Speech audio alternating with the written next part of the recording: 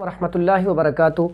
उम्मीद है तमाम दोस्त अहबाब खैर आफ़ियत से होंगे। अल्लाह ताला सबके इल्म में, अमल में, रिज़्क़ में, इज़्ज़त में अल्लाह ताला इजाफ़ा फ़रमाए। अब हमारे करीब है रमज़ान मुबारक का महीना, बिल्कुल चंद दिन रह गए हैं रमज़ान मुबारक के महीने में। तो इसमें करने वाले काम क्या हैं, हमें इसमें सहरी और अफ्तारी कैसे करनी चाहिए जिससे हम रोज़े भी सारे सही तरीके से रख सकें और हमारी तबीयत भी ठीक रहे और हमें रोज़ा ज़्यादा लगे भी ना। अब उसमें हमें चाहिए कि सबसे पहला काम, हम सुबह का जो हमने सहरी करनी है, सहरी के दौरान हमने सहरी में कोशिश करनी है कि ज़्यादातर ऐसी चीज़ें खाई जाएं जो गर्म और तर हों, यानी कि शोरबे वाली चीज़ें।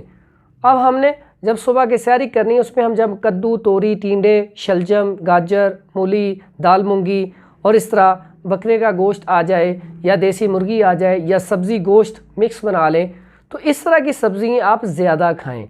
भिंडी वगैरह भी खा सकते हैं, ये सब्ज़ियाँ ज़्यादा इस्तेमाल करें और सुबह सहरी में दही और लस्सी का इस्तेमाल करें।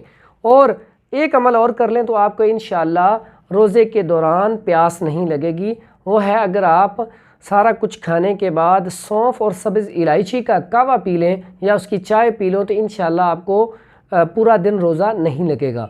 दूसरा काम, जब हम अफ्तारी करें, ये सबसे बड़ा ज़रूरी है। जब हम अफ्तारी करते हैं तो एक खजूर खाते हैं और साथ काफ़ी सारा ठंडा पानी हम पी लेते हैं। काफ़ी सारा जब पानी ठंडा हम पी लेते हैं तो पेट काफ़ी ज़्यादा हमारा भर जाता है। उससे होता है क्या, जब हम तरावियाँ पढ़ने लगते हैं तो हमसे खड़ा भी नहीं हुआ जाता, हमें प्रॉब्लम आती है, हमारे अंदर सुस्ती, काहली पैदा हो जाती है।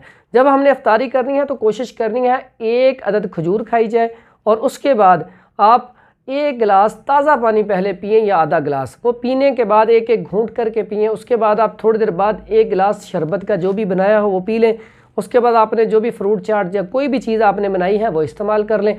उसके बाद आप नमाज़ पढ़ के फिर थोड़ा सा खाना लें और जितना कम खाएंगे इंशाल्लाह उतनी तबीयत बेहतर रहेगी। और हमारी इस वीडियो को सुनने के बाद आगे आप शेयर भी कर दें और हमारे चैनल को भी सब्सक्राइब कर दें। अस्सलामु अलैकुम वरहमतुल्लाहि वबरकातुहू।